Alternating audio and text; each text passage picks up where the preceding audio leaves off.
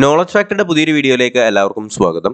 അപ്പോൾ നമ്മൾ ഇന്ന് ഈ വീഡിയോയിൽ ഈ ആഴ്ചത്തെ തൊഴിൽ വീതിക്കകത്ത് കൊടുത്തിട്ടുള്ള ഏറ്റവും പ്രധാനപ്പെട്ട PSC വാർത്തകളെയും അപ്ഡേറ്റുകളെയും കുറിച്ചാണ് സംസാരിക്കാനായിട്ട് പോകുന്നത്.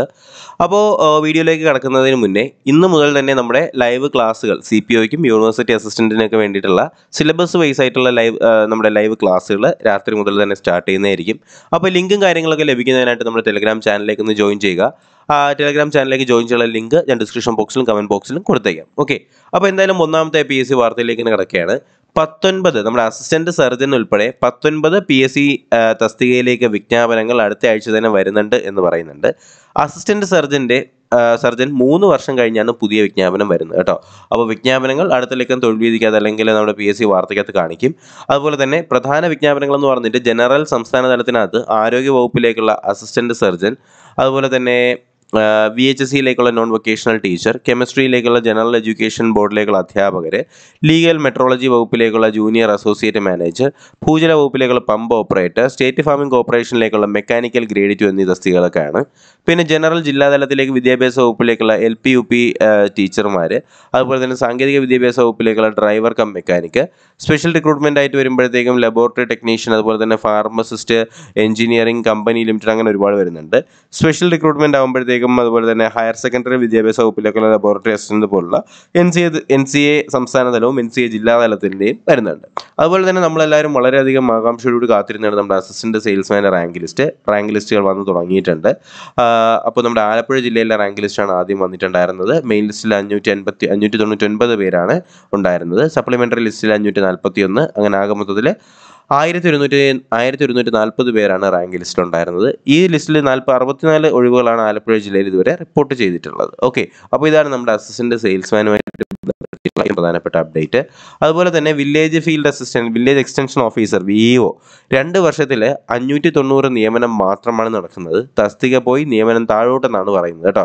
അപ്പോൾ ഇതിനകത്ത് അതിൻ്റെ ഈ VEOയെ കുറിച്ച് നമ്മൾ വളരെ ഡീറ്റെയിൽ ആയിട്ട് പറഞ്ഞതാണ്. VEOയ്ക്ക് ആളെ ആവശ്യമുണ്ടെങ്കിൽ നിയമനം നടത്താതെ താൽക്കാലികക്കാരെ മാത്രം എടുക്കുന്നൊരു പരിപാടിയും വില്ലേജ് എക്സ്റ്റൻഷൻ ഓഫീസറിനകത്ത് നടന്നു പോയിക്കൊണ്ട് ഇരിക്കുന്നുണ്ട്. അപ്പോൾ ലിസ്റ്റുകൾക്ക് പല കാലാവധി എന്നാണ് പറയുന്നത്. നമ്മുടെ NCA, നമ്മുടെ ലാസ്റ്റ് ഗ്രേഡ്, അതുപോലെ തന്നെ LD തസ്തികകൾ പോലെ തന്നെ ഒറ്റ ദിവസമല്ല VEO റാങ്ക് ലിസ്റ്റുകൾ നിലവിൽ വരുന്നത്. 2021 ഫെബ്രുവരി 16 മുതൽ 2022 ഫെബ്രുവരി 22 വരെ വിവിധ തീയതികളിലായിട്ടാണ് നമ്മുടെ റാങ്ക് ലിസ്റ്റുകൾ നിലവിൽ വന്നുകൊണ്ടിരുന്നത്. കൊല്ലം ജില്ലയുടെ റാങ്ക് ലിസ്റ്റാണ് ആദ്യം പ്രസിദ്ധീകരിച്ചത്. അവസാനം വന്നത് എറണാകുളം, പാലക്കാട് ജില്ലകളിലേതാണ്. അപ്പോൾ ആദ്യത്തെ റാങ്ക് ലിസ്റ്റ് 2024 ഫെബ്രുവരി 15 അവസാനിക്കുമ്പോൾ ഒടുവിൽ നിലവിൽ വന്ന 2 റാങ്ക് ലിസ്റ്റുകൾ 2025 ഫെബ്രുവരി 21 റദ്ദാക്കുക അല്ലേ. അപ്പോൾ പല റാങ്ക് ലിസ്റ്റുകളും പല ഡേറ്റുകളിൽ റദ്ദാക്കുന്ന രീതിയിലാണ് നമ്മുടെ വില്ലേജ് എക്സ്റ്റൻഷൻ ഓഫീസറിൻ്റെ കാലാവധികളും കാര്യങ്ങളൊക്കെ പൊയ്ക്കൊണ്ടിരിക്കുന്നത്. അപ്പോൾ ഇതിനകത്ത് നിങ്ങളുടെ കാണാനായിട്ട് കഴിയും ഓരോ റാങ്ക് ലിസ്റ്റുകൾ നിലവിൽ വന്നതും അതിൻ്റെ നിയമന ശുപാർശകളും അവസാന നിയമന ശുപാർശകളും മുൻ റാങ്ക് ലിസ്റ്റിലെ നിയമന ശുപാർശകളും എന്നൊക്കെ പറഞ്ഞിട്ട് കാണാനായിട്ട് കഴിയും. തിരുവനന്തപുരത്ത് 79 ഇപ്പോൾ ഉള്ളത്. കഴിഞ്ഞ പ്രാവശ്യം 143 അല്ലേ. അപ്പോൾ ഏകദേശം ഇരട്ടിയിലുള്ള വേക്കൻസികളുടെ വ്യത്യാസം ഇതിനകത്ത് കാണാൻ കഴിയുന്നുണ്ട്. ആകെ മൊത്തത്തിൽ ഈ പ്രാവശ്യം വന്നിട്ടുള്ള 590 കഴിഞ്ഞ പ്രാവശ്യം 1788 വേക്കൻസികളുമാണ് റിപ്പോർട്ട് ചെയ്തിട്ടുള്ളത്. നിയമന ശുപാർശകൾ പോയിട്ടുണ്ടായിരുന്നത് അല്ലേ. അപ്പോൾ ഇങ്ങനെയൊക്കെയാണ് കാര്യങ്ങൾ. അതുപോലെ തന്നെ ഹൈസ്കൂൾ ടീച്ചറിൻ്റെ നമ്മുടെ ഷോർട്ട് ലിസ്റ്റുകൾ ആയിട്ടുണ്ട്. ഇൻ്റർവ്യൂ കാർഡുകൾ ഉടൻ വരുന്നതായിരിക്കും. അതുപോലെ തന്നെ പ്ലംബർ പരീക്ഷയിലെ അതിൻ്റെ ചോദ്യപേപ്പർ അത് നമ്മൾ പറഞ്ഞതാണ്.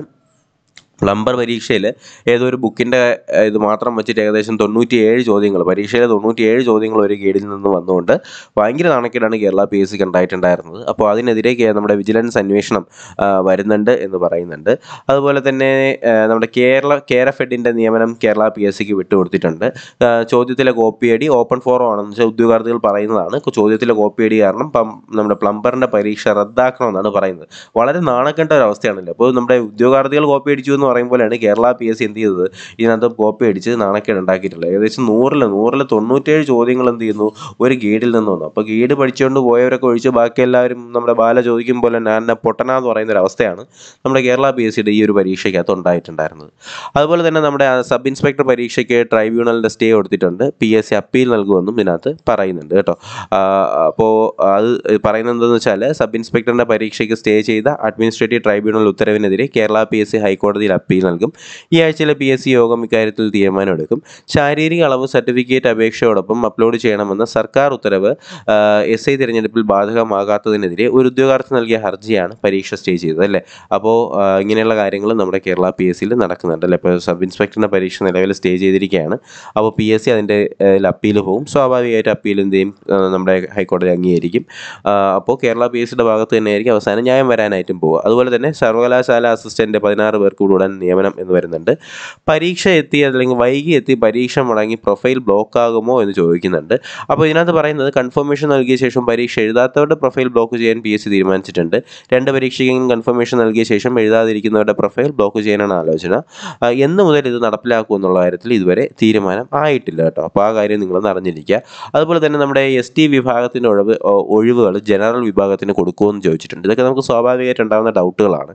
ഒരു റാങ്ക് ലിസ്റ്റിൽ നിന്ന് നിയമന ശുപാർശ ചെയ്തു തുടങ്ങുമ്പോൾ SC STയുടെ വിഭാഗത്തിലെ ഉദ്യോഗാർത്ഥി അല്ലെങ്കിൽ ആ ഒഴിവ് ലിസ്റ്റിലെ SC ST വിഭാഗക്കാർക്ക് തന്നെ കൊടുക്കും. അപ്പോൾ ഒന്നും കൂടി പറയാണ്, ഒരു റാങ്ക് ലിസ്റ്റിൽ നിയമന ശുപാർശ ചെയ്തു തുടങ്ങുമ്പോൾ ST വിഭാഗത്തിൽ ഉദ്യോഗാർത്ഥി ഇല്ലെങ്കിൽ ആ വിഭാഗത്തിൽ അത് SCക്കാർക്കാണ് കൊടുക്കുക അല്ലേ. അപ്പോൾ SC വിഭാഗത്തിൽ ഉദ്യോഗാർത്ഥിയും ലിസ്റ്റിൽ ഇല്ലെങ്കിൽ മാത്രമേ അവ എന്ത് ചെയ്യത്തുള്ളൂ, ബാക്കിയുള്ളവർക്ക് മാത്രമായി NCA വിജ്ഞാപനം പ്രസിദ്ധീകരിക്കുകയാണ് ചെയ്യുന്നത്. ഇതിൻ്റെ അടിസ്ഥാനത്തിൽ റാങ്ക് ലിസ്റ്റ് പ്രസിദ്ധീകരിച്ച് നിയമനം നടത്തുന്നവരെ എംപ്ലോയ്മെൻറ്റ് എക്സ്ചേഞ്ച് വഴി നിയമനം നടത്താൻ അധികാരിയെ PSC അറിയിക്കും. അപ്പോൾ ഇങ്ങനെയൊക്കെയാണ് ചെയ്യുന്നത്. അല്ലാതെ പെട്ടെന്ന് തന്നെ SC STയുടെ ഒന്നും ഒരിക്കലും ജനറൽ വിഭാഗത്തിനോട്ട് കിട്ടത്തില്ല. SC STയുടെ കിട്ടി STക്കാർക്ക് ഉള്ള വേക്കൻസികൾ ആയിട്ടില്ല എന്നുണ്ടെങ്കിൽ, അതിന് പരീക്ഷ ആളില്ല എന്നുണ്ടെങ്കിൽ അത് SCക്കാർക്കാണ് കൊടുക്കുക. SCക്കാർക്ക് കൊടുത്തില്ലെങ്കിൽ അത് NCAക്കാർക്കാണ് പോവുക കേട്ടോ. അപ്പോൾ ഇത്രയും കാര്യങ്ങളൊക്കെ തന്നെയാണ്. വലിയ വാർത്തകളൊന്നും നമുക്ക് ഇതിനകത്ത് പറയാനായിട്ടില്ല. അപ്പോൾ വേറെ എന്തെങ്കിലും അറിയിപ്പുകളുണ്ടെങ്കിൽ ഞാൻ തീർച്ചയായും നിങ്ങൾ അറിയിക്കുന്നതായിരിക്കും. വൈകുന്നേരം നമ്മുടെ ലൈവ് ക്ലാസ് ഉണ്ടാവും. അപ്പോൾ എന്തായാലും അപ്ഡേഷൻ ലഭിക്കുന്നതിനായിട്ട് എന്ത് ചെയ്യുക, ചാനൽ സബ്സ്ക്രൈബ് ചെയ്യുക. അതുപോലെ തന്നെ പുതിയ വീഡിയോസും ക്ലാസ്സുകൾക്കുമായിട്ട് ആ ബെൽ ബട്ടൺ കൂടി ഒന്ന് എനേബിൾ ചെയ്യാനായിട്ട് മറക്കരുത്. പുതിയൊരു വീഡിയോ ക്ലാസ്സും ഒക്കെ ആയിട്ട് ഉടനെ തന്നെ കാണാം. അതിലേക്ക് എല്ലാവർക്കും bye bye, good bye, take care.